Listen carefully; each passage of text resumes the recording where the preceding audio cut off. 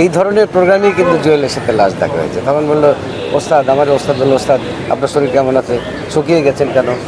আমি বললাম, হ্যাঁ আছি, তুই ভালো আছিস তো? বলে, আছি ভালো, আছি ভালো। ও তো খুব ওর নিজের দুঃখ কষ্ট কাউকে কখনো বলতো না, ও সবসময় হাসি খুশি থাকতো সবসময়।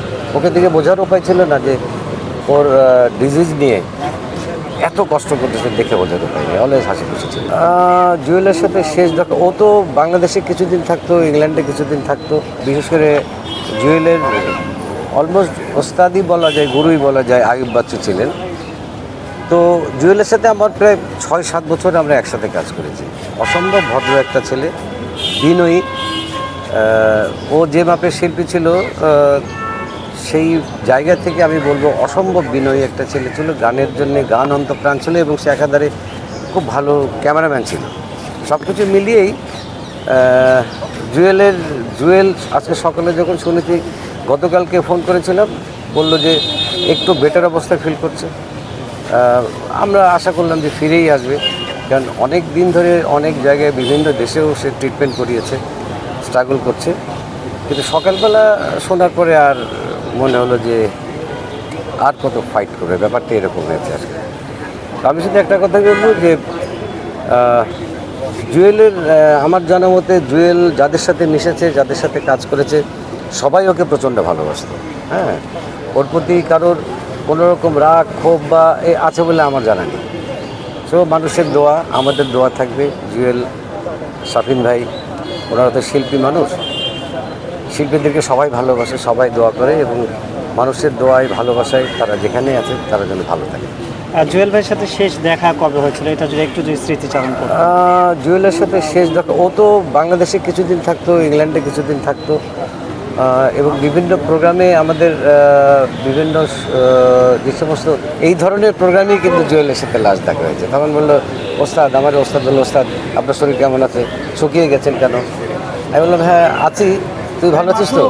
বলে, আছি ভালো, আছি ভালো। ও তো খুব ওর নিজের দুঃখ কষ্ট কাউকে কখনো বলতো না, ও সবসময় হাসি খুশি থাকতো সবসময়। ওকে দিকে বোঝার উপায় ছিল না যে ওর ডিজিজ নিয়ে এত কষ্ট করতেছে, দেখে বোঝার উপায় নেই, অলওয়েজ হাসি খুশি ছিল। ভাই, একদম সর্বশেষ একটা প্রশ্ন। আজকে অনেকে আক্ষেপ করেছেন যে আমাদের দেশে সঙ্গীত শিল্পীরা জীবদ্দশায় প্রকৃত মূল্যায়নটা পায় না, এটা নিয়ে একটু বলবেন? শুধু সঙ্গীত শিল্পী কেন, শিল্পীরাই অ্যাজ এ হোল আমি বলবো শিল্পীদের মূল্যায়ন মরে যাওয়ার পরে হয়। বেসিক্যালি মরে যাওয়ার পরে সমস্ত তখন নানান ধরনের অনুষ্ঠান, নানান ধরনের স্মৃতিচারণের মধ্যেই আমরা সীমাবদ্ধ। এটা হওয়া উচিত না, এটা হওয়া উচিত না। তারপরেও তো একটা কথা বলবো যে প্রতি বছর বিভিন্ন যে রাষ্ট্রীয়ভাবে যে সমস্ত পদক দেওয়া হয়, সেগুলোতে আমাদের অত্যন্ত জ্ঞানীগুণী মানুষদের তো ইনক্লুড করা হয়, কিন্তু আমার মনে হয় বিষয়টাকে নিয়ে আরেকটু গুরুত্ব দেওয়া উচিত। কারণ আমরা আসলে শিল্পীর যদি বলি, শিল্পীরাই জাতির বিবেক, শিল্পীরাই তো মানুষের সচেতন করা, মননশীল তৈরি করা, সব তো ওই শিল্পীদের হাত দিয়ে হয়। সে একজন লেখক, একজন অভিনেতা, একজন পরিচালক, একজন গায়ক, একজন চিত্রশিল্পী, সবার মধ্যেই তো এইভাবেই ছড়িয়ে যায় মানুষের মধ্যে আলো। তো তাদের বিষয়ে অবশ্যই একটু গুরুত্ব সহকারে বিবেচনা করা উচিত বলে আমি মনে করি। আপনি নিজেই বললেন যে আপাতমস্তক ক্রিয়েটিভ একজন মানুষ ছিলেন, নানামুখী কর্মকাণ্ড। তো ওনার এই কর্মকাণ্ডগুলিকে আসলে মানুষ মরার পরে তো আমরা ধীরে ধীরে ভুলে যাই। ওনার এই কর্মকাণ্ডগুলোকে বাঁচিয়ে রাখার জন্যে এই প্রজন্মের এবং পরবর্তী প্রজন্মের যারা আছে তাদের কী ভূমিকা, আপনার কী পরামর্শ তাদের জন্য? এইটা তো আসলে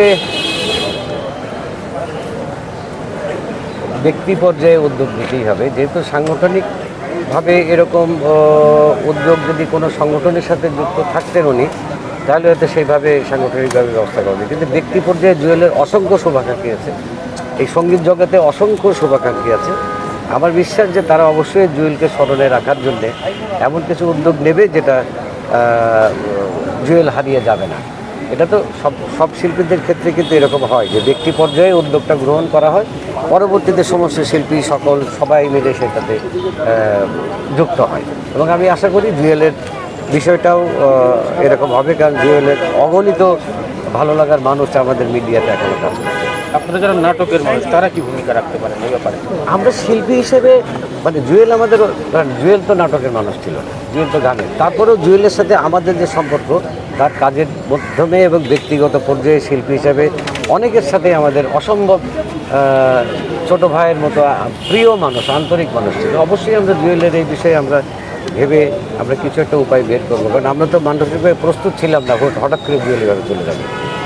হয়তো কালকের পর থেকেই আমরা এই বিষয় নিয়ে কথা বলবো। জুয়েলের স্মৃতি, জুয়েলের যে কাজ, জুয়েলের যে ফটোগ্রাফির কাজ, জুয়েলের যে সঙ্গীত, এগুলো নিয়ে নিশ্চয়ই আমরা একটা কোনো আলোচনার মাধ্যমে অ্যাটলিস্ট বই প্রকাশের কিছুদিন আগে ফরিদি ভাইয়ের উপরে একটা বড় ধরনের প্রকাশনা আমরা করেছি।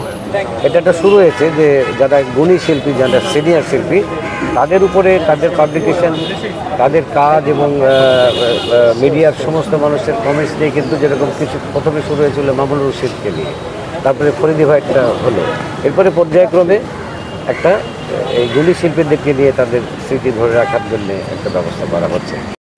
সংবাদ, ফিচার ও অনুষ্ঠানের জন্য ভিজিট করুন সংবাদ প্রকাশের ওয়েবসাইট এবং যুক্ত থাকুন ফেসবুক পেজ ও ইউটিউব চ্যানেলের সঙ্গে।